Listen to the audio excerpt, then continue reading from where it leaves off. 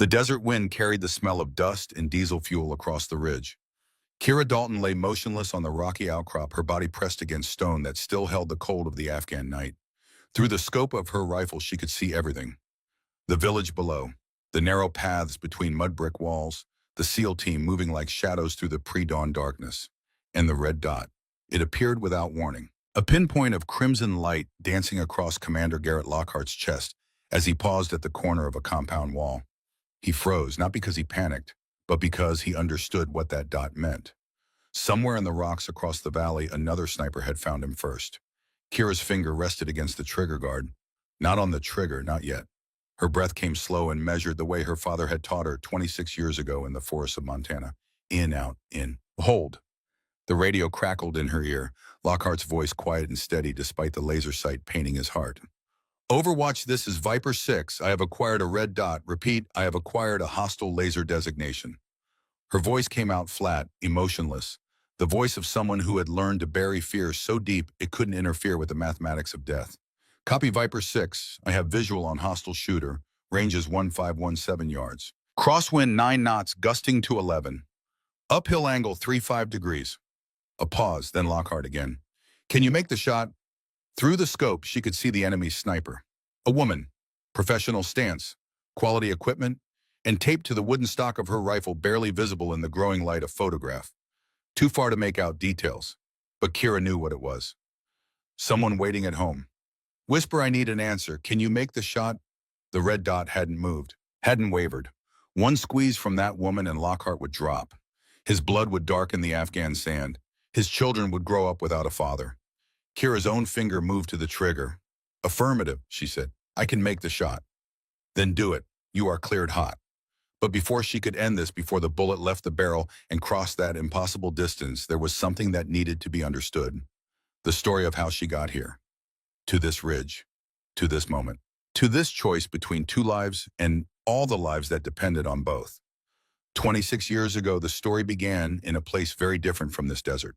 It began in the mountains of western Montana, where the winters came early and stayed late, and where a girl learned that every shot carried a price that never stopped being paid. The Montana forest in January was a cathedral of silence. Snow muffled every sound. Even the wind seemed to whisper rather than howl through the pine branches. Kira Dalton, 16 years old and small for her age, moved through the trees with the careful quiet her father had drilled into her since she could walk. Wade Dalton walked 20 yards ahead, 54 years old, lean as a wolf, his face weathered by wind and time and things he never talked about. Vietnam had put lines around his eyes. The years after had deepened them. But his hands stayed steady, always steady. He stopped and raised his fist. Kira froze mid-step, her balance perfect, breathing controlled. Ahead, partially hidden by a thicket of frozen brush, a bull elk grazed on exposed bark. 800 yards out, maybe more. Wade looked back at her and pointed two fingers at his eyes. Then at the elk, then at her rifle. Your shot, your decision. Kira raised the Remington 700, her father's rifle. Old even then, but cared for with the kind of attention most people reserve for newborn children. She settled into her stance. Found the elk in the scope, calculated wind from the way snow crystals drifted off the pine branches. 800 yards. Uphill. Light crosswind from the northwest. She adjusted the scope. 3 clicks elevation. 1 click windage. Her finger found the trigger. Smooth. Gentle. Not a pull. A squeeze. The rifle spoke once. Sharp and final in the winter quiet. The elk dropped where it stood. Clean. Instant. No suffering. Wade didn't smile. He never smiled after a kill, but he nodded once. That single nod meant more than any words. They walked to where the animal lay. Wade knelt beside it, placed his hand on its flank. He spoke quietly the way he always did after a successful hunt. One shot, Kira. That's all you ever get that matters. You don't shoot to prove you can. You don't shoot for sport. You shoot because it's necessary. Because your family needs food. Because this animal's death has purpose. He looked up at her. His eyes were gray like winter sky. You understand the difference? Yes, sir. Do you really? Kira looked at the elk, at the clean wound, at the way it had fallen without knowing death was coming. A single bullet, as she said, one truth, it ends what needs ending. Wade stood, put his hand on her shoulder. That's right, and you carry it.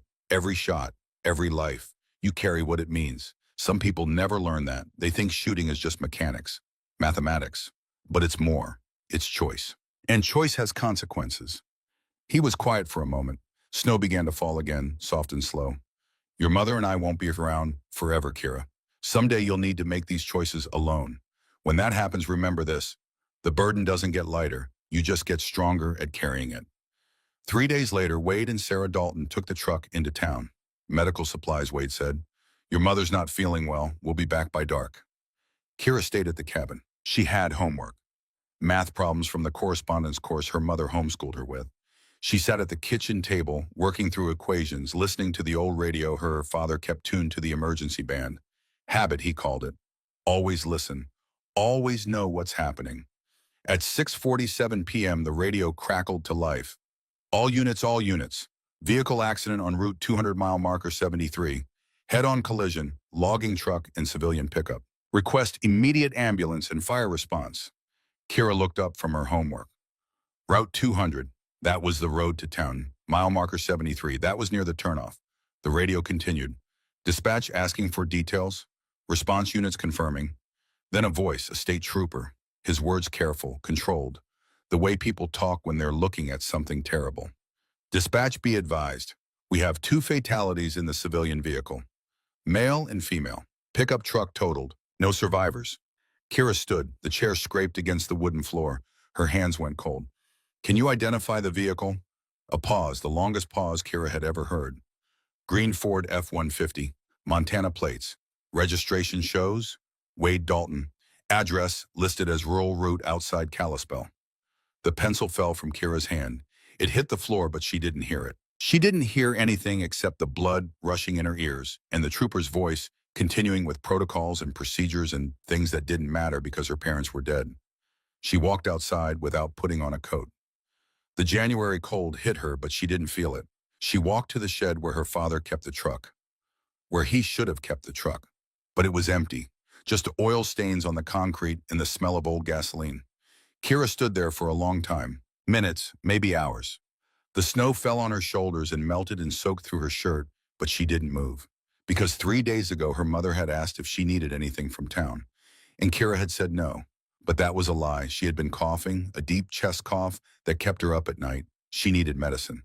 But she didn't want to bother them, didn't want to make them drive to town in the ice and cold just for cough syrup, so she said no. And her mother, who knew her daughter better than Kira knew herself, had heard the cough anyway, had decided to go to town anyway, to get medicine anyway. They died for cough syrup. They died because Kira couldn't ask for help. They died because she was trying to be tough, independent, not a burden. They died because of her. That knowledge hit Kira Dalton at 16 years old, standing in an empty shed in the Montana winter. And unlike the burden her father talked about, this one didn't make her stronger. It made her disappear. The authorities came 3 days after the funeral. Social workers with kind eyes and gentle voices asking about next of kin, about guardians, about where Kira would go now that she was alone. Kira sat at the kitchen table, the same table where she'd heard the radio announcement, and said nothing. The social worker, a woman named Patricia with graying hair and a worn briefcase, tried again. Kira, honey, we need to make arrangements. Is there family, aunts, uncles? Anyone who could take you in? No. Friends of your parents? No. We have some good foster homes, people who care. You'd have your own room. You could finish school. Go to college if you wanted. Kira looked at the woman, really looked at her, saw the earnest concern, the genuine desire to help, and knew with absolute certainty that she couldn't stay here, couldn't let anyone else try to care for her. Because people who cared about Kira Dalton ended up dead. That night, after Patricia left with promises to return in the morning, Kira packed. Not much. Clothes, her father's rifle, the notebook where he'd written down everything he knew about long-range shooting, ballistic charts, wind-reading techniques, formulas for calculating bullet drop and Coriolis effect, a legacy written in pencil and coffee stains.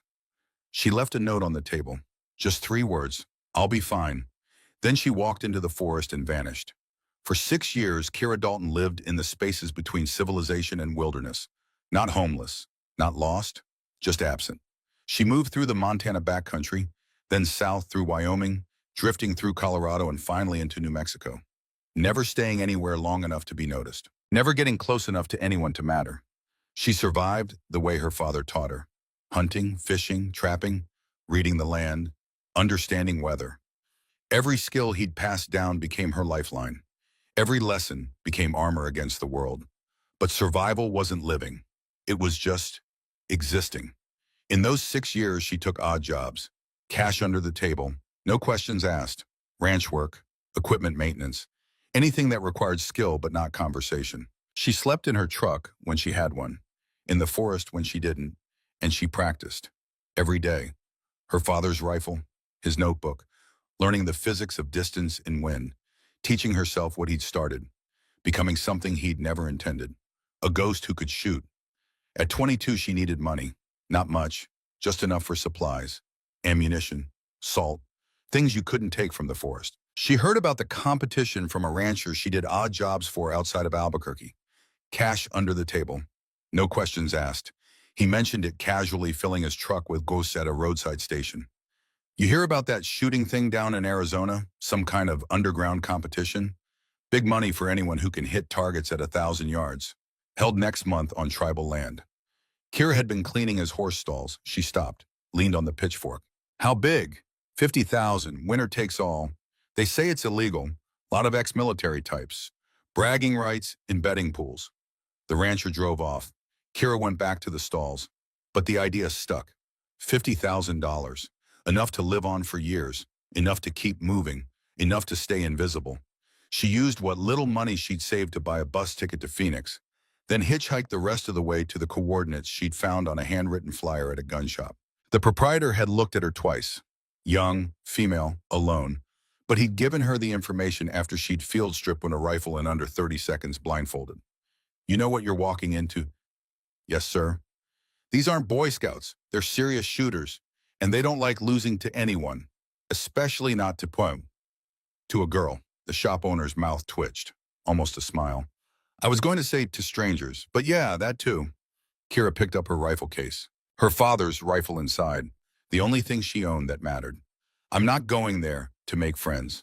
The Arizona desert in late summer was a different kind of brutal than Montana winter.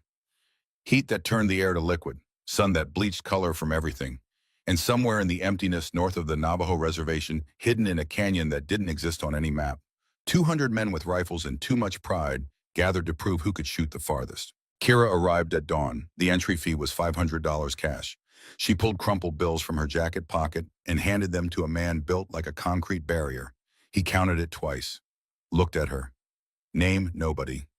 We need a name for the roster. That is my name. Nobody. He shrugged, wrote it down, handed her a number. 47. You're in the third group. Starts at noon. Don't be late. She wasn't late. She was early. Watching, learning. The first two groups shot well. Ex-military, most of them. Marines, Army Rangers. A few older men who moved with the careful economy of people who'd done this when it actually mattered. When missing meant someone died. They hit their targets, collected their applause, took their scores. Then it was Kira's turn. She walked to the firing line, set down her case, opened it. The rifle inside looked ancient compared to the modern tactical equipment everyone else carried. No scope upgrades, no bipods, just worn wood and blued steel and the faint marks where her father's hands had gripped it for 30 years. Someone laughed, not loudly, just enough to carry. What is that, a museum piece? Kira didn't respond. She assembled the rifle with movements so practiced they looked like muscle memory made visible. Checked the action, loaded, then lay prone and looked downrange. The range marshal, a thick-necked man with sunglasses and a clipboard, read the specifications. Target distance, 1,000 yards. Wind variable, 4 to 6 knots from the southwest. Time limit, 3 minutes. 3 shots. Best 2 count. He raised the flag, dropped it. Kira didn't rush. She watched the heat shimmer, watched the way dust moved across the desert floor, felt the wind on her face and adjusted the scope. 2 clicks. 3 clicks. Back 1. Her breathing slowed. The chaos of the crowd, the heat, the pressure, all of it faded until there was only the scope and the target in the space between. First shot, the rifle bucked. Downrange dust puffed near the target. Hit. Center mass. Second shot. Same process, same calm. Hit. Dead center. The crowd went quiet. Third shot. Kira adjusted half a click. Fired. The target rang like a bell. Perfect. 3 for 3. Center grouping tight enough to cover with a quarter. She stood, safed the rifle. Started packing it away. The range marshal stared at his spotting scope, then at her, then back at the scope like it might be lying. Ma'am, that's a perfect score, at 1,000 yards, with what looks like a stock Remington from the 70s. Yes, sir. Where'd you learn to shoot like that? Kira closed the case, latched it, stood. Montana, from a man who's dead. She walked away. Behind her, the crowd erupted, not in applause, in argument, in disbelief. In sudden activity as people repositioned themselves to see this, nobody shoot the next round. But she kept walking, out of the canyon, into the desert, disappearing the way she always did. Except this time someone followed. His name was Thorne Maxwell, 52 years old, gray hair cut military short, suit that looked wrong in the desert heat, but he wore it anyway. He caught up to Kira 3 miles from the competition where she'd stopped to rest under the shadow of a rock formation. That was impressive back there. Kira didn't look up. She was cleaning her rifle, the ritual calming her more than conversation ever could. You left before the finals. You would have won. Didn't come to win. Then why come at all? To see if I still could. Maxwell sat down, not too close, respectful of distance. He pulled a canteen from his jacket and took a drink.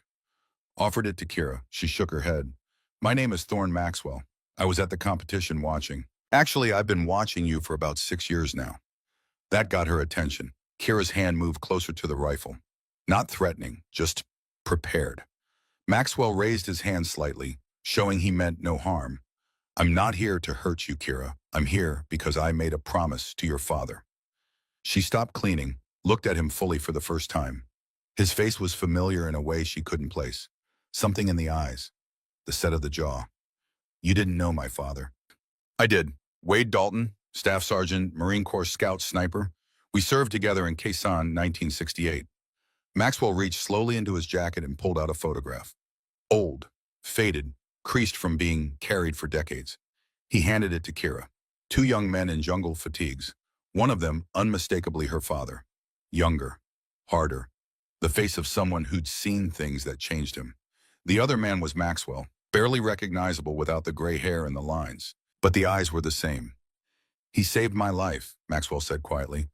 More than once. And when we got back stateside, when he went north to Montana, and I went east to Virginia, we made a deal. If anything happened to either of us, the other would watch out for family. Kira handed the photo back. Her grip trembled slightly, but she controlled it. Then you're late. They died 6 years ago. I know, I was at the funeral, stood in the back. You didn't see me, nobody did. And when you disappeared into the forest, I tracked you. Not close, just keeping watch, making sure you were alive, making sure you survived. Why not approach me then? Maxwell put the photo away carefully, like it mattered. Because you needed to disappear. I understood that. Your father did the same thing after Vietnam. Went into the woods for nearly a year. Came out different, quieter, ready to live again. I figured you'd do the same. He looked at her, really looked. But 6 years is long enough. You can't stay in the woods forever, Kira. Eventually you have to decide what you're going to do with what your father taught you. He taught me to survive. He taught you to shoot. That's different. Maxwell stood, brushed dust off his suit pants, pulled a manila folder from his briefcase and set it on the rock beside Kira. There's information in there, photographs, names, locations, people who hurt others because they can, because nobody stops them. Your father spent 20 years trying to forget what he could do with a rifle, but he never forgot why it mattered, why someone needed to be able to make the hard shots. He started walking back toward the heat shimmer of the distant highway. You don't have to open that folder, Kira. You can go back to the woods. Keep hiding. Keep surviving. That's a choice. It's valid, but it's not the only choice. He stopped, turned back. Your father's last words to me before he moved to Montana were these: if I have a kid, teach them that shooting isn't about killing. It's about protecting what matters. You matter, Kira, and so do the people in that folder who need protecting. Then he was gone, walking into the shimmer, disappearing. Kira sat for a long time, the folder beside her, unopened. The sun moved across the sky, shadows shifted, and finally when the heat became unbearable, she reached for the folder. Inside were photographs, Taliban commanders, Al-Qaeda operatives, names she didn't recognize but could guess the significance of. And beneath the photographs, casualty reports. American soldiers killed because intel came too late, because a shot wasn't taken, because someone who could have stopped it wasn't there. At the bottom of the folder was a handwritten note. One shot, one life saved. Your father understood that. The question is, do you? Kira closed the folder, stood, looked at the vast emptiness of the Arizona desert, and felt something shift inside her chest. Not healing, not forgiveness, but purpose. Maybe hiding wasn't honoring her parents. Maybe it was just another way of letting guilt win. She picked up her rifle case, the folder, and started walking. Not back to Montana, not deeper into the wilderness, toward the highway, toward Maxwell's car waiting in the distance, toward a choice that would define the next 20 years of her life. 3 days later, she stood at a private airstrip outside Reno. Maxwell waited by a small jet. No insignia, no markings, just anonymous money and government clearance. Any questions? He asked. Kira looked at the plane, at the rifle case in her hand, at the future she couldn't see but could feel pulling at her. Just one, she said. When do I start saving people? Maxwell smiled, not happily, but with understanding. Now, he said, you start now. The plane lifted into the Nevada sky. Below, the desert spread out like a sea of emptiness. And somewhere in that emptiness, Kira Dalton left behind the girl who disappeared into the woods. What emerged was something else entirely. Not a soldier, not a spy, a ghost with a rifle and a debt to pay. To her father, to herself, to all the people waiting in the world who needed someone to make the impossible shot. They would call her Whisper, but that name would come later. First, she had to earn it. First, she had to learn that saving lives sometimes meant taking them, and that the burden her father warned about wasn't just philosophy, it was prophecy. The helicopter descended through pre-dawn darkness toward a place that didn't exist on any map. Camp Sentinel. Tucked into the Blue Ridge Mountains of Virginia, hidden by forest and federal airspace restrictions, and the kind of secrecy that came with congressional oversight committees that never wrote anything down. Kira watched through the window as trees gave way to a cleared landing zone. Concrete bunkers, fortified structures built into the hillside, range facilities that stretched for miles into restricted territory. This wasn't where soldiers learned to shoot. This was where the best shooters in America came to discover they still had things to learn. 2 years had passed since the Arizona desert. 2 years of contract work, small jobs, quiet eliminations. Nothing dramatic, nothing that made headlines. Just the kind of work that kept bad people from doing worse things. And one job that haunted her still. Mogadishu. 8 months ago, a warlord's compound. Kira on overwatch. Everything going according to plan until a boy walked into her crosshairs. 16 years old, AK-47 in his hands. Not by choice. Conscripted at gunpoint 3 days prior. She'd hesitated, 3 seconds, long enough to see his face, to understand he was a victim too. Then he'd raised the rifle toward the extraction team, and she'd pulled the trigger. Clean shot, center mass. He'd dropped instantly. The team had escaped, but his face stayed with her, showed up in dreams, in reflections, in every quiet moment when her guard was down. Maxwell said it was normal. Said every shooter carried their kills. Said it got easier to function even if it never stopped hurting. He didn't say it would follow her to Camp Sentinel.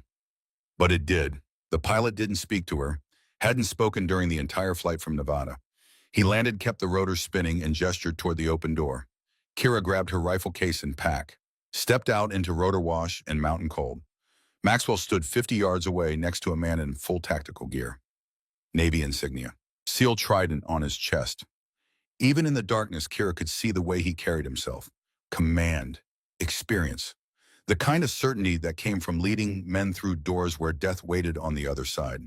The helicopter lifted behind her. Gone before she'd taken 10 steps toward the 2 men. Maxwell made brief introductions. Commander Garrett Lockhart, this is the asset I mentioned. Lockhart looked at Kira, taking in the civilian clothes, the worn rifle case. The complete absence of military bearing. His expression didn't change, but something in his eyes did. Calculation, assessment. No rank, Lockhart said, not a question. No, sir. No military service. No, sir. But Maxwell says you can shoot. Kira met his gaze. Steady, not challenging, just honest. I can shoot. Lockhart turned to Maxwell. His voice dropped, but Kira heard it anyway. She looks 25. This is who you're sending to train with SEALs. She's 42, Maxwell said quietly, and she's better than anyone you have on this base. You'll see. I don't need to see. I need to know my men are getting real training not babysitting some contractor's pet project. Maxwell's face hardened slightly. The first crack in his professional demeanor Kira had seen in 2 years of working with him. Commander, with respect, you requested additional sniper support for the Afghanistan rotation. I'm providing it. Whether she wears a uniform or not doesn't change what she can do. Give her 3 days. If she can't keep up, I'll pull her myself. Lockhart looked at Kira again, this time longer, searching for something, weakness maybe, or arrogance. He found neither. 3 days, he said, but she follows the same standards as everyone else. No special treatment, no civilian considerations. She fails a qual, she's gone. Understood. Lockhart walked away. Maxwell watched him go, then turned to Kira. He's right to be skeptical. Most contractors are political appointments, people with connections but no real capability. You're going to have to prove yourself. I know. It won't be easy. It never is. Maxwell handed her a folder. Thin, mostly blank pages with a few key details. Your bunk is in Building 7. Range qualifications start at 0600. Don't be late. He started to walk away, then stopped. Looked back. Kira, these men are the best at what they do. They've earned their place here through blood and sacrifice. Respect that. I will. And they'll respect you, eventually. Once you show them, you've earned it too. Then he was gone. Kira stood alone in the darkness of a training facility that had broken better shooters than her. She picked up her rifle case and walked toward Building 7. 3 days to prove she belonged. 3 days to show that a girl from Montana who learned to shoot from a dead father could stand alongside the most elite warriors America produced. 3 days to earn respect. She'd spent 26 years learning, didn't come from asking for it. It came from delivering when it mattered most. The sun rose over Camp Sentinel like a slow fire. Kira stood at the 1,000-yard range with 23 other shooters. All men, all military. Most of them SEAL snipers rotating through advanced training before their next deployment. The rangemaster, a granite-faced chief petty officer named Anders, walked the line with a clipboard and zero patience for anything except perfection. This is a qualification course, not a competition. You're not here to beat each other. You're here to prove you can perform under conditions that simulate actual combat. Wind, heat, stress, limited time, equipment failure. He stopped in front of Kira. Looked down at her rifle case. What are you shooting? Remington 700, Chief. Military issue? No, Chief. Personal weapon. Anders' eyebrow raised slightly. Personal weapons were allowed but uncommon. Most shooters preferred the standardized equipment. Consistency across platforms. Interchangeable parts. It's rated for this range. Yes, Chief. We'll see. The first drill was simple. Engage 10 targets at varying distances. 800 to 1,200 yards. Wind shifting. 10 minutes to complete. Minimum score 8 hits. Kira watched as the first 5 shooters ran the course. All hit their minimums. 2 perfect scores. Clean, professional. The kind of shooting that came from thousands of rounds downrange and muscle memory earned through repetition. When her turn came, she didn't rush. Assembled her rifle with the same careful movements her father had taught her. Checked the action. Loaded, settled into position. The wind was tricky. Coming from the northwest but swirling through the valley in unpredictable eddies. She watched the flags, the way grass moved at different distances, felt it on her face. First target, 900 yards. She adjusted for wind, for elevation. Fired, hit. Second target, 1,050 yards, different angle. She compensated, fired, hit. By the 6th target, she'd found a rhythm, not mechanical, instinctive, reading the environment like text, understanding the physics without thinking about them. 10 shots, 10 hits, not perfect placement, but solid, effective. She safed the rifle, stood, walked off the line. Behind her, silence. Then Anders' voice. Acceptable. Next shooter. That was all. No praise, no criticism, just acknowledgement that she'd met the standard. In the SEAL world, that was respect enough. The afternoon brought hand-to-hand combat drills. Kira was smaller than every man there. Lighter, less reach, less raw strength. In a straight fight, she'd lose badly. But her father had taught her other lessons too. Use momentum against them. Don't fight strength with strength. Survive first. Win second. She held her own, got thrown more than she threw, but she got up every time. Didn't quit, didn't complain. By evening, muscles she'd forgotten about were screaming. Her hands had fresh bruises from impact drills. But she was still standing. The mess hall was quiet when she entered. Most of the team had already eaten. She grabbed a tray, loaded it with food she wasn't sure she could taste, and found a corner table. She was halfway through her meal when someone sat across from her. Russell Brennan, the SEAL who'd scored perfectly on the morning quals. 38 years old, built like a long-distance runner, with the careful eyes of someone who'd spent years looking through scopes at people who wanted him dead. "You shot well this morning," he said. Kira nodded. "Kept eating. That Remington, it's old." "Yes." "Custom modifications?" "No, stock. Just maintained." Brennan considered this. Took a drink of his coffee. "You prior service, different branch maybe?" "No." "Contract work then?" Kira set down her fork. Looked at him directly. "Yes, 2 years, small jobs." "You ever shoot anyone, actually pull the trigger knowing a person would die?" The question hung between them, direct, no judgment, just professional curiosity. Kira thought about Mogadishu, about the 16-year-old boy, about how his face showed up every time she closed her eyes. "Yeah," she said quietly. "I have." "Did it bother you?" "Oh, very much." Brennan didn't flinch, didn't offer condolences, just nodded once, understanding that some things didn't need elaboration. "We have a drill tomorrow. Blind shooter. Ever done one?" "No. They give you coordinates, no visual, no time to range find. You have to calculate everything from map data and take the shot based on trust. Trust in your math, trust in your equipment, trust in yourself." He stood, picked up his tray. "Most people miss their first time. It's not about accuracy. It's about confidence under uncertainty. Just so you know what's coming." Then he walked away. Not hostile, not friendly, just professional. One shooter to another. Kira finished her meal alone, thinking about the drill, about blind shots and trust, and all the ways you could fail when you couldn't see what you were shooting at. The next morning proved Brennan right. The blind shooter drill took place in a different section of the range. Massive, complex, targets hidden in terrain features at unknown distances. Each shooter received a sealed envelope with coordinates, wind data, and terrain elevation. 10 minutes to study, one shot to prove you understood. Kira watched 3 shooters before her. 2 missed it completely, 1 hit close enough to count. When Anders called her name, she stepped to the line, opened the envelope, read the data. Target coordinates 38.7421 north 79.8392 west. Current position 38.7331 north 79.8298 west. Elevation difference 340 feet. Wind variable 4 to 7 knots from southwest. She had 10 minutes to convert coordinates to distance. Factor in elevation. Calculate bullet drop. Estimate wind at a target she couldn't see. The math was complex. Her father had taught her most of it. The rest she'd learned through trial and error across 8 years of shooting. But this was different. This wasn't hunting elk where a miss meant trying again tomorrow. This was simulation of combat where a miss meant someone died. She worked through the calculations. Distance came out to approximately 1,000 yards. Uphill. Wind would be less at elevation, but terrain might create funnels. She adjusted her scope, checked her work, adjusted again. But something felt wrong. The wind data didn't match what she was seeing in the flags. The elevation seemed off. She recalculated. Same result. The numbers said one thing. Her instinct said another. 5 minutes left. Kira made a choice. Trust the math or trust the gut. Her father had always said numbers don't lie, but terrain does. When in doubt, split the difference. She adjusted to a middle point.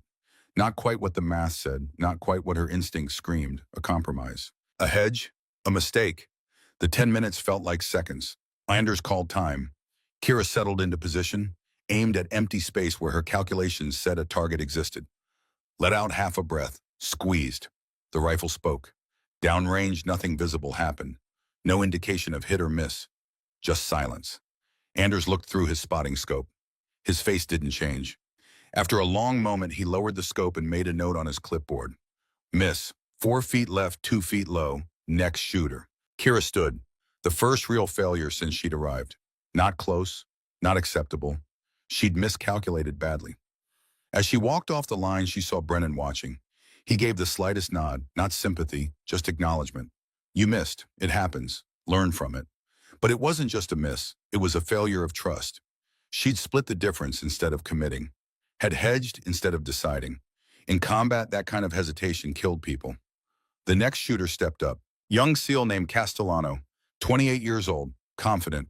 He opened his envelope, studied it for 8 minutes, made his calculations. Set his scope. Fired. Anders checked the spotting scope. Hit center mass.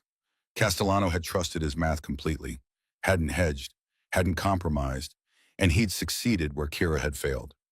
That night, Kira stayed at the range after everyone else had left, ran the calculations again, found her error. She'd accounted for air density at sea level instead of adjusting for mountain elevation, and she'd second-guessed herself on wind.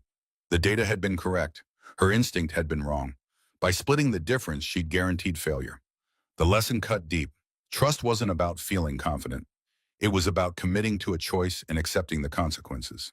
In Mogadishu, she'd hesitated 3 seconds before shooting the boy. Those 3 seconds had nearly cost the extraction team. She'd pulled the trigger eventually, but the hesitation had been there. The doubt, the unwillingness to commit. This miss was the same thing, same flaw, same failure. She wouldn't make it again. But the miss haunted her anyway, because in her mind that 4-foot error wasn't just a target. It was someone relying on her, someone who'd die because her math was wrong, because she didn't trust herself. The toll of that knowledge settled on her shoulders, getting heavier. By the end of week 1, Kira had established herself as competent, not the best shooter on the base, but solidly in the top tier. Reliable, professional, quiet. Lockhart watched her during drills but didn't speak to her directly. That changed on day 8. He found her at the rifle maintenance station after evening qualifications. She was breaking down her Remington with practiced efficiency. The movements meditative. "You've kept up," Lockhart said without preamble. "Yes, sir." "Better than I expected." Kira didn't respond, kept working. "We're rotating to Afghanistan in 2 weeks. Forward operating base near the Pakistan border. High-value target operations. Maxwell suggested you could provide additional overwatch." "I could." "This isn't training, Dalton. This is real. People shoot back. They don't miss on purpose." "I understand." Lockhart was quiet for a moment, watching her hands move across the rifle components. Steady. "Sure. Have you killed anyone in combat not in self-defense, but on mission? Pulled the trigger knowing it was your job to end someone?" Kira's hands stopped. She looked up at him. Her eyes held something he couldn't quite read. Not fear, not hesitation, something older, sadder. "Yes, sir, I have." "When?" "8 months ago, Somalia. Different contract." "Tell me." So she did, about the warlord's compound, about the 16-year-old boy, about the 3 seconds of hesitation, about pulling the trigger anyway because the team needed her to, about how his face showed up every night in her dreams. Lockhart listened, didn't interrupt. When she finished, he was quiet for a long time. "You hesitated." "Yes, sir." 3 seconds could have cost your team." "I know. But you pulled the trigger anyway." "Because someone had to." Lockhart studied her face, looking for cracks, for weakness, for the kind of doubt that got people killed in combat. He found something else instead. Someone who'd already paid a price, who knew the cow, and who still showed up. "Did it bother you?" he asked quietly. "Yes, sir. It bothered me very much." "Good," he said. "Anyone who says it doesn't is lying or broken. You'll do fine, Dalton." He started to leave, then turned back. "And Dalton, out there you don't call me Senator, you call me Lockhart. Or Badge. We're not formal in the field. Rank matters less than capability." "Understood. Get some rest.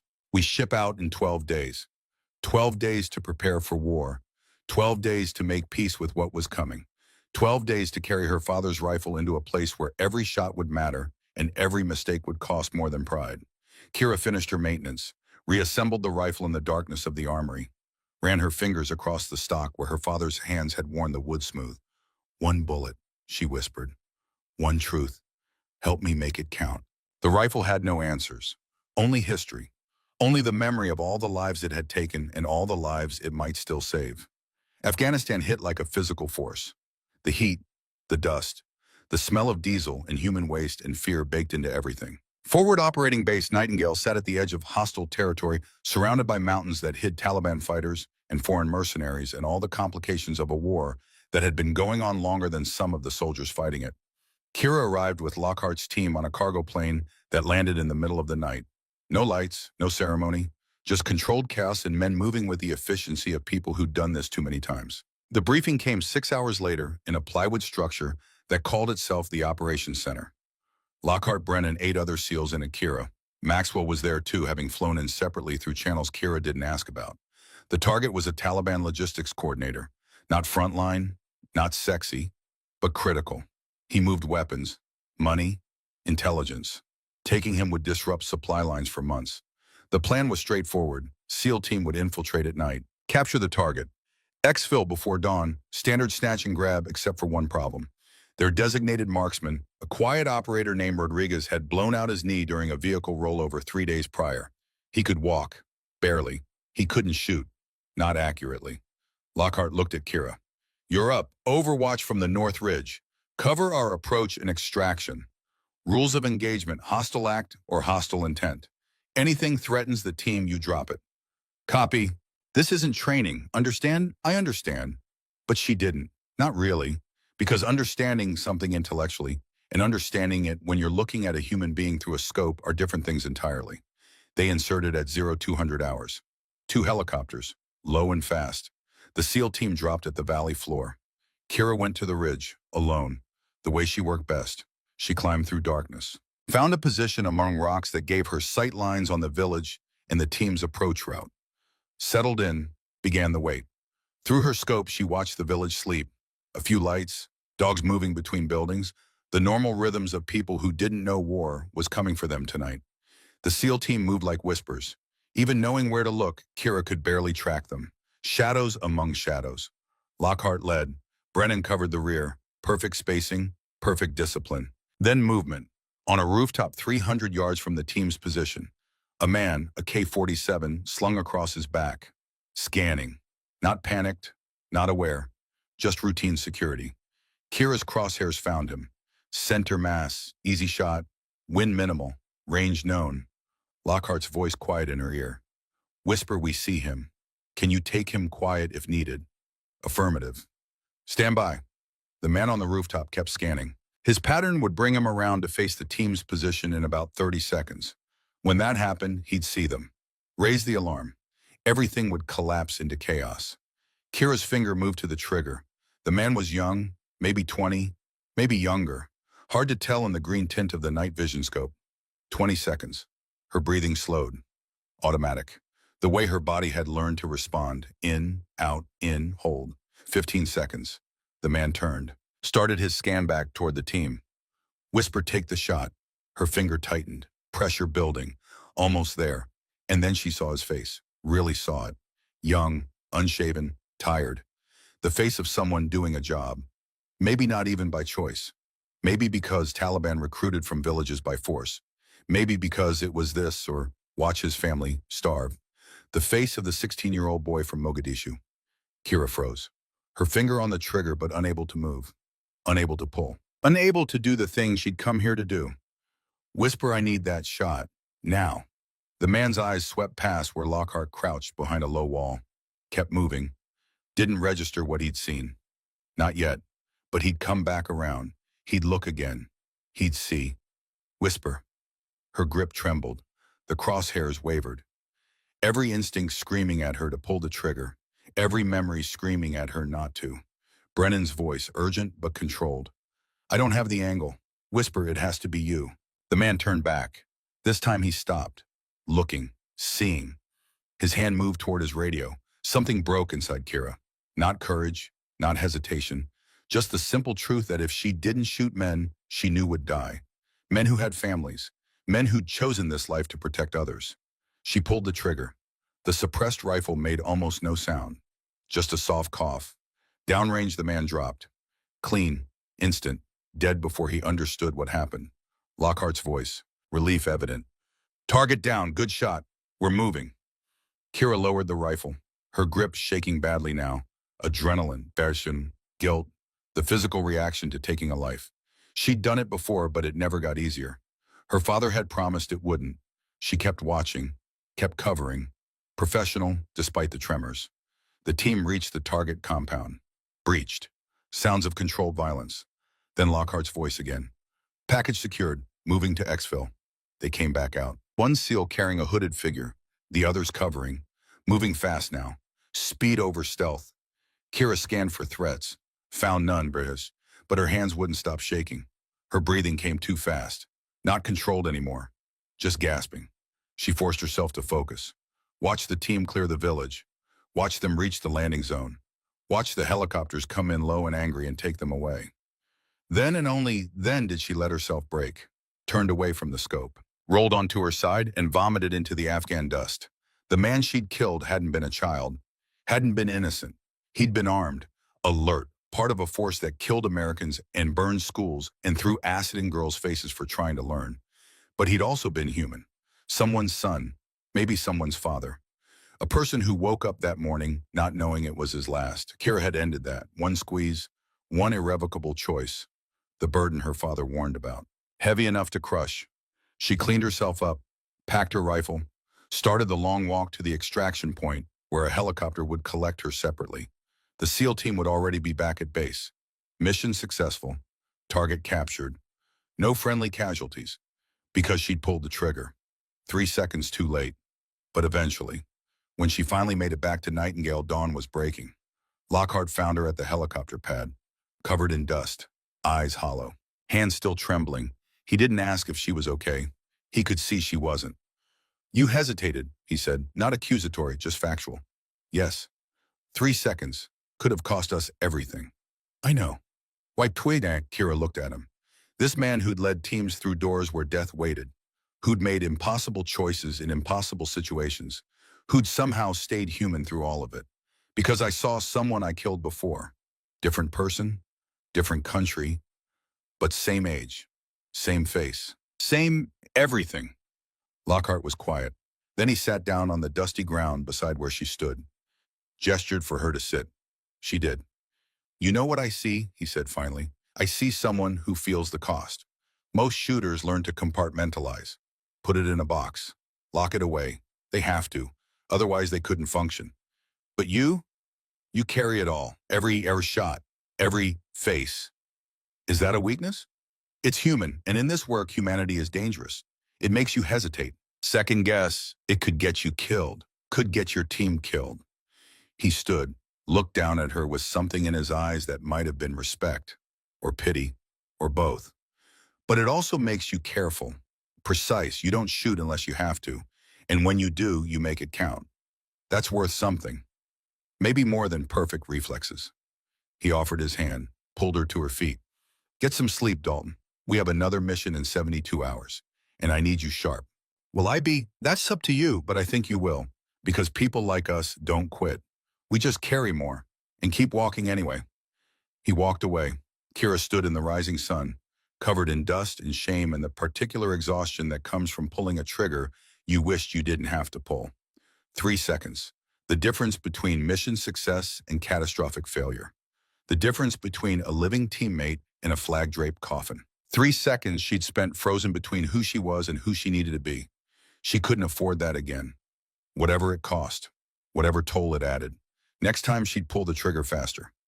Even if it meant losing pieces of herself, she'd never get back. 72 hours after the hesitation. 72 hours of Kira dismantling and reassembling her rifle until her fingers bled from the repetition. Running calculations until the numbers blurred. Lying awake in her bunk, staring at plywood ceiling and seeing the face of every person she'd ever killed through a scope. 2 faces now. The boy from Mogadishu, the man from the rooftop, both of them waiting in her dreams. The briefing room was packed. Full SEAL team. Maxwell, intelligence officers with folders marked secret in red ink, and a photograph on the projection screen that made everyone go quiet. Taliban commander Abdul Rashid, high-value target. The kind of man who orchestrated ambushes and IED placements in suicide bombings. Responsible for 47 American deaths in the last 6 months alone. He was careful, paranoid, moved locations constantly, never stayed anywhere long enough to be found. But intelligence had a fix. A compound in the Kunar Valley. 48-hour window. After that, he'd vanish again. Lockhart stood at the front of the room, his voice flat, professional. "Standard capture operation. We go in fast. Secure the target. Exfil before local fighters can respond. Timeline is tight. Margin for error is 0. He clicked to the next slide. Another photograph. This one made Kira's breath catch. A woman. Mid-30s. Slavic features. Hard eyes. Professional sniper rifle across her lap. The image quality suggested it had been taken from a distance. Surveillance footage. Natalia Volkov, former Russian Spetsnaz, Now freelance. Taliban hired her specifically to protect Rashid. She's killed 3 NATO snipers in the last 2 years. Long-range specialist, prefers elevated positions, extremely patient, extremely deadly. Maxwell added quietly from the back of the room. She doesn't miss. Ever. Lockhart looked at Kira. Our Overwatch needs to locate and neutralize her before we move on the compound. That's you, Dalton. You find her, you stop her. Otherwise, this entire operation fails before it starts. Understood. This isn't like the village. This is sniper versus sniper. Whoever sees the other first wins. Whoever hesitates dies. Kira nodded. Her hands were steady now. The 72 hours of preparation had burned away everything except focus. She'd made her choice. Next time, no freeze. Next time, the shot when it was needed. Whatever the price. They inserted at dusk. The mountains of Kunar province rose like broken teeth against the sky, turning purple and gold. Beautiful in a way that had nothing to do with the violence about to unfold beneath it. The SEAL team went to the valley floor. Kira went up. Always up. High ground was life for a sniper. Control. Perspective. The ability to see what was coming before it arrived. She climbed for 90 minutes. Moving slow. Careful. Every step deliberate. The rock face was unforgiving. One mistake would mean a fall that ended in broken bones or worse. But her father had taught her to climb in Montana forests. Had taught her that fear of falling was just another form of doubt to overcome. She found her position as full darkness settled. A rocky outcropping that gave her sight lines on the compound below and the surrounding ridges where an enemy sniper would likely position. She settled in, arranged stones for minimal profile, camouflaged herself with netting and local vegetation, became part of the landscape. Then she waited. Waiting was the hardest part, the part nobody talked about. Hours of absolute stillness while your body screamed for movement, while your mind conjured scenarios, while doubt crept in through every crack in your discipline. Kira had learned to wait in Montana winters, sitting motionless in deer stands while cold turned her fingers numb. Her father beside her, teaching patience as much as marksmanship. A sniper's greatest weapon isn't the rifle, he'd said once. It's time. You wait. The target doesn't. Eventually they move. Eventually they expose themselves.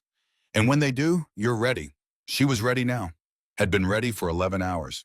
The sun had risen, moved across the sky, started its descent toward the western peaks. Below the compound showed minimal activity. A few guards, normal patterns, no indication they knew what was coming. Lockhart's voice in her ear. Quiet. Professional. Whisper, we're in position. Status on hostile overwatch. Kira scanned the ridges again, looking for anything that didn't belong. A glint. A shadow. Movement where there should be stillness. Nothing. Negative contact. Still searching. We need her located before we move. I know. She kept looking. Methodical. Section by section. The way her father taught her to clear a forest. Don't rush. Don't assume. Every rock, every shadow, every possibility. Then she saw it. Not movement, not a glint. Something more subtle. A darkness where the sun should have created light. A shadow that didn't match the terrain features. 600 yards northeast. Elevated position. Perfect sight lines on the compound and the SEAL team's approach route. Kira adjusted her scope. Focused. And there she was. Natalia Volkov. Prone. Perfectly camouflaged. Professional setup. Her rifle was pointed not at the compound, but at the space the SEAL team would have to cross. She was waiting too. Had been waiting just as long. Just as patient. And taped to the stock of her rifle, clearly visible, even at this distance, was a photograph. A little girl, maybe 6 years old. Blonde hair, bright smile. Kira's breath caught. Her grip faltered. The enemy wasn't just a professional. She was a mother. Someone with a child waiting at home. Someone fighting for money to send back to that little girl. Someone who probably told herself the same thing Kira did. That this was necessary. That the cause justified the price. That protecting what mattered meant doing hard things. Whisper report. Kira forced her voice steady. Hostile sniper located, northeast ridge, range 950 yards. Can you take the shot? The question hung in the air. Could she physically? Yes. The range was manageable, the conditions were acceptable. She'd made harder shots. But could she pull the trigger on a mother, on someone who had a child's photograph taped to her rifle the same way Kira kept her father's notebook in her pack? Whisper, I need confirmation. Can you take the shot? Kira watched through the scope as Volkov made minute adjustments to her position. Professional, focused, waiting for the SEAL team to expose themselves so she could kill them, so she could earn her payment, so she could send money home to a little girl in Grozny or Moscow or wherever home was. And Kira understood with perfect clarity that this woman would not hesitate, would not freeze, would pull her trigger the instant she had a target. Because that's what professionals did. That's what mothers fighting for their children did. Affirmative, Kira said quietly. I can take the shot. Then stand by. We're moving in 3 minutes. 3 minutes, 180 seconds. The space between now and irrevocable choice. Kira settled deeper into position, began her calculations. Range 950 yards. Wind shifting 4 to 6 knots from the west. Temperature cooling as the sun descended. Elevation uphill angle complicated the ballistics. Bullet drop would be less than flat ground, but wind would be tricky in the mountain updrafts. She adjusted her scope, compensated for known variables, made educated guesses about the unknown ones.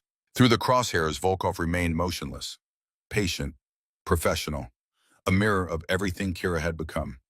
2 minutes. Kira's hand moved to the photograph in her own pack. Her parents, smiling, alive, taken a month before they died. She didn't look at it, just touched it. Reminder of why she was here, why any of this mattered. One shot, one life saved, one life taken. Her father's voice in her memory. You don't shoot to kill Kira. You shoot to end what needs ending. Sometimes that's an animal for food. Sometimes it's a threat to people you're protecting.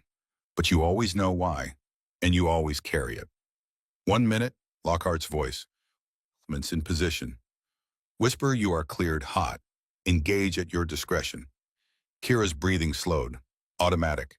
Trained response to stress. In, out, in, hold. Her finger found the trigger. Applied pressure. Not enough. Not yet. Just preparing. She watched Volkov shift slightly, adjusting for the SEAL team's movement below. Any second now, she'd acquire Lockhart in her scope. Any second now, a red dot would appear on his chest. And if Volkov fired first, Lockhart would die. His children would lose their father. The same way Kira had lost hers. The same way Volkov's daughter might lose her mother. Someone's child was losing a parent today. The only question was which child, which family, which future would end. Kira made her choice. She pulled the trigger. The rifle bucked against her shoulder. Familiar. The recoil she'd felt 10,000 times. But this time was different. This time she watched through the scope as the bullet covered the distance. 0.95 kilometers. Travel time just over 2 seconds. Time enough to see everything, to understand everything, to regret everything, but not time enough to take it back. The bullet struck Volkov's scope. Glass shattered. The impact snapped her head back. She collapsed, motionless, dead before her brain could process what happened. The photograph of her daughter fluttered free, caught the wind, tumbled down the mountainside like a dying bird.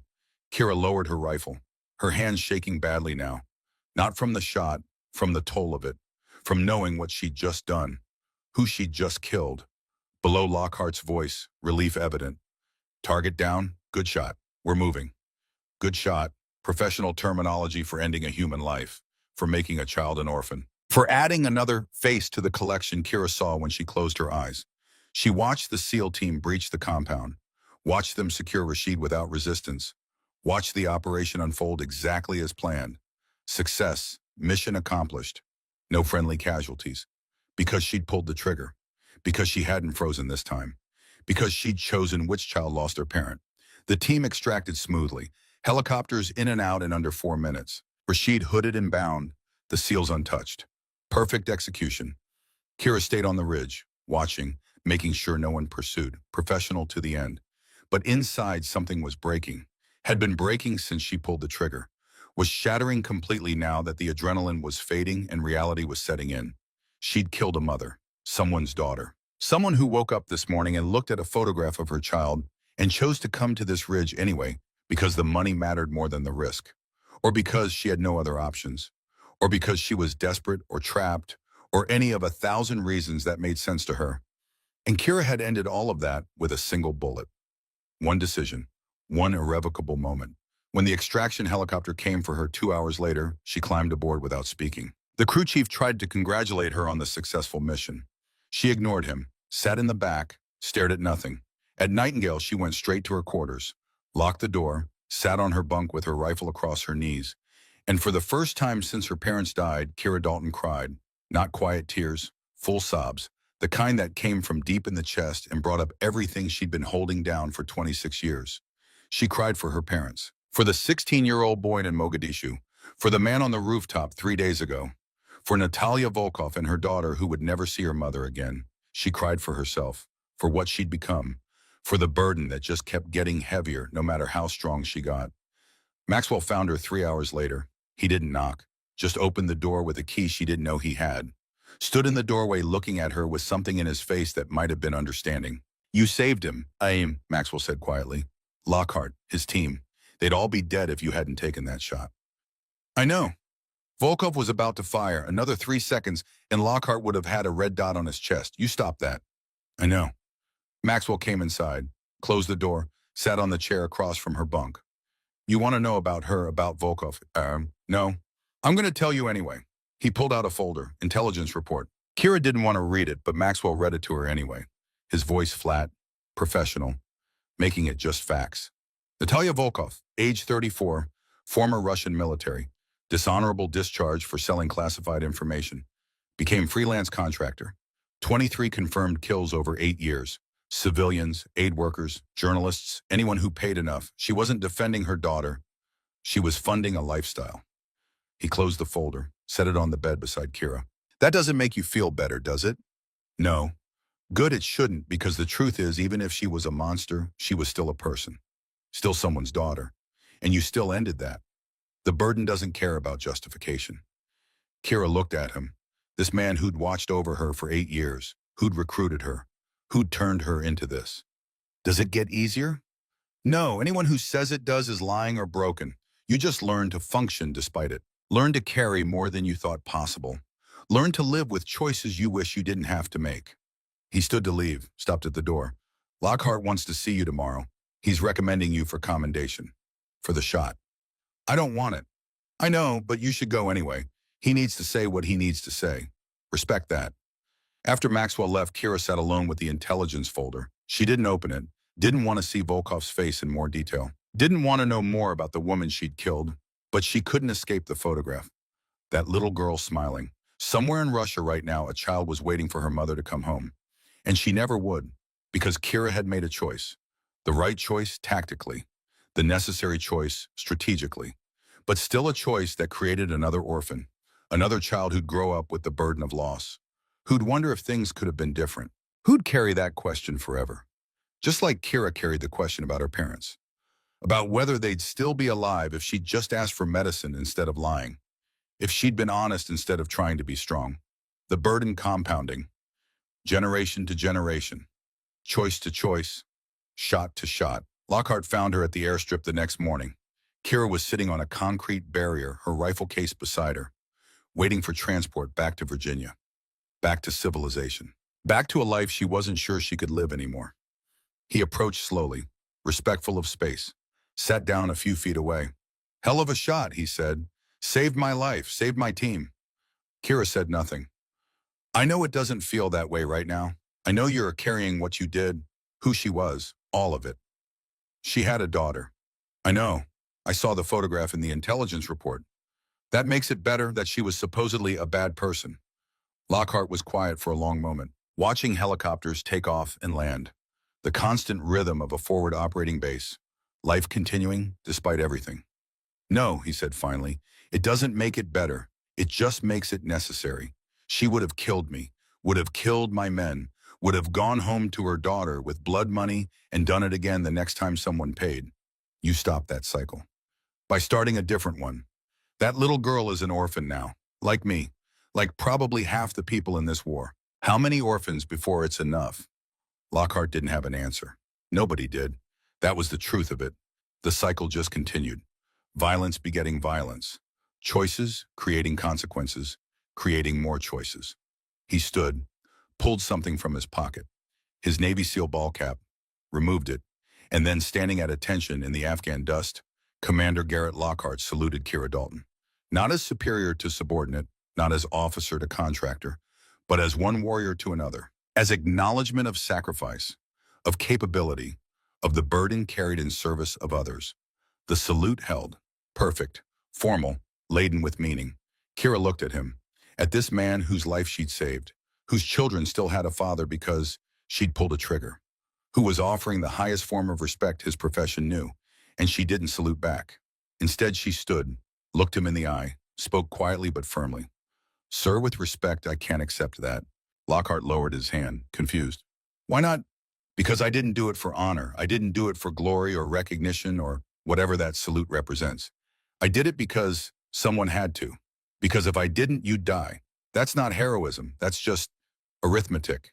One life versus another. I chose, that's all. You chose right. Did I, Volkov's daughter, might disagree. My parents might disagree about the choices I've made since they died. There's no right in this. There's just necessary, and necessary doesn't deserve a salute.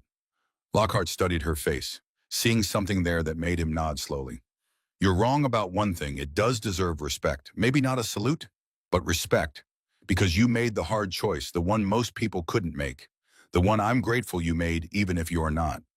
He extended his hand, not a salute, just a handshake. Equals, professionals, human beings trying to navigate an inhuman situation. Kira took his hand, shook it once, firm, final. Thank you, Lockhart said, for what it's worth, from me, from my kids, from everyone who didn't die today because you were watching. Thank you. Then he walked away. Left Kira standing alone at the airstrip with her rifle and her burden and the knowledge that gratitude didn't make the load lighter. It just made it more complicated. That night, Kira wrote 3 letters, pen on paper, old-fashioned, permanent. The first was to Lockhart. Commander, mission complete. Find someone better. I've reached my limit. This burden is too much. I thought I could carry it. I was wrong. Thank you for your trust. I'm sorry I can't continue. KD. The second was to Brennan. Russell, thank you for showing me I could belong somewhere. Even if I choose not to stay. You're a good man, better than this war deserves. Take care of yourself. Don't let it break you the way it's breaking me.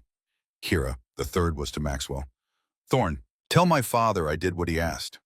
I became the shepherd. I kept wolves away. But I've become something else in the process. Something I don't recognize. Something I don't want to be. I'm done. I'm sorry. I know this isn't what you wanted, but I can't kill anymore. Not even when it's necessary. Especially not when it's necessary. The price is too high. K. She sealed the letters, left them on her bunk, then she packed. Not much. Clothes, her father's notebook, the photograph of her parents.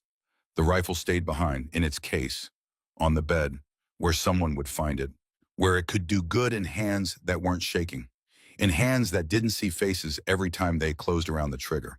Taped to the case was a photograph, the intelligent still of Natalia Volkov, and beside it, printed from the mission footage, an image of her daughter's photograph, the one that had fluttered down the mountain. Beneath both photographs, a note. One shot, one life saved, one life taken. I can't carry both anymore. Someone else's turn. Whisper. At midnight, Kira Dalton walked through the gates of Forward Operating Base Nightingale. No one stopped her. No one asked where she was going. In the chaos of a war zone, one civilian contractor, disappearing, barely registered.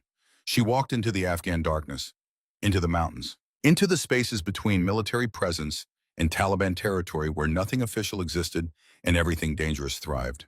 She walked like she'd walked into the Montana wilderness 26 years ago, running from guilt, from pain, from the person she'd become. But this time she knew. You can't outrun burden. It follows. It finds you.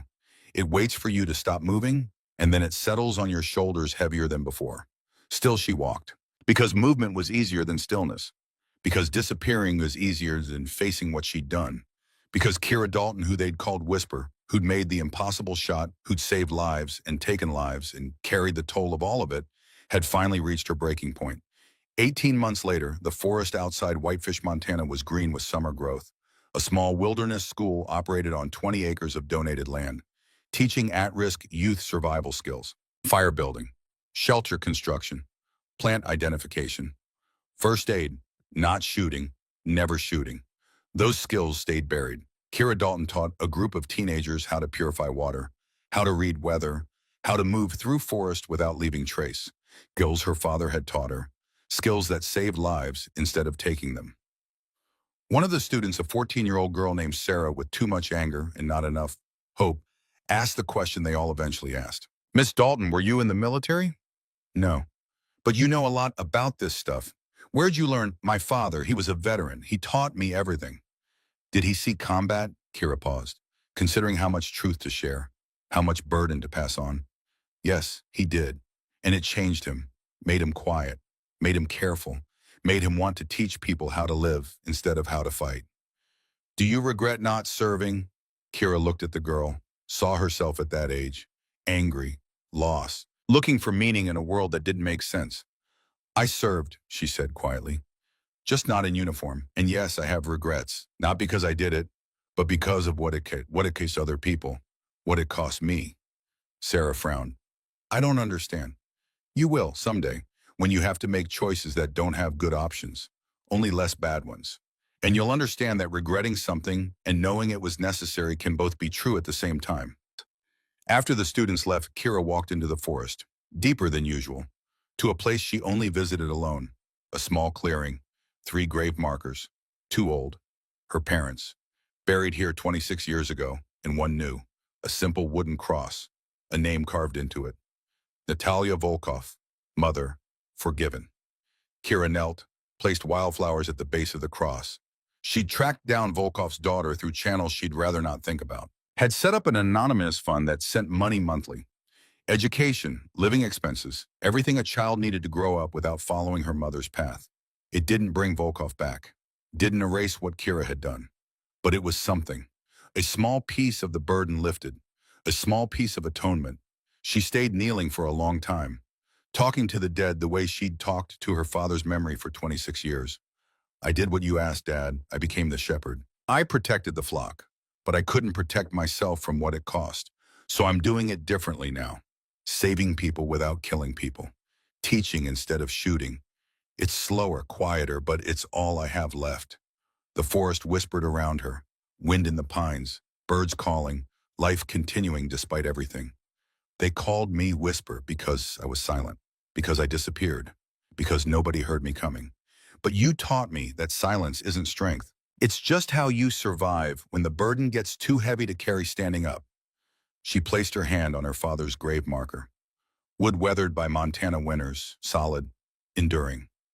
I'm still carrying it, Dad, every shot, every face, every choice, but I'm carrying it differently now, not alone in the dark, but here, in the light, where maybe eventually it'll feel less like burden and more like memory.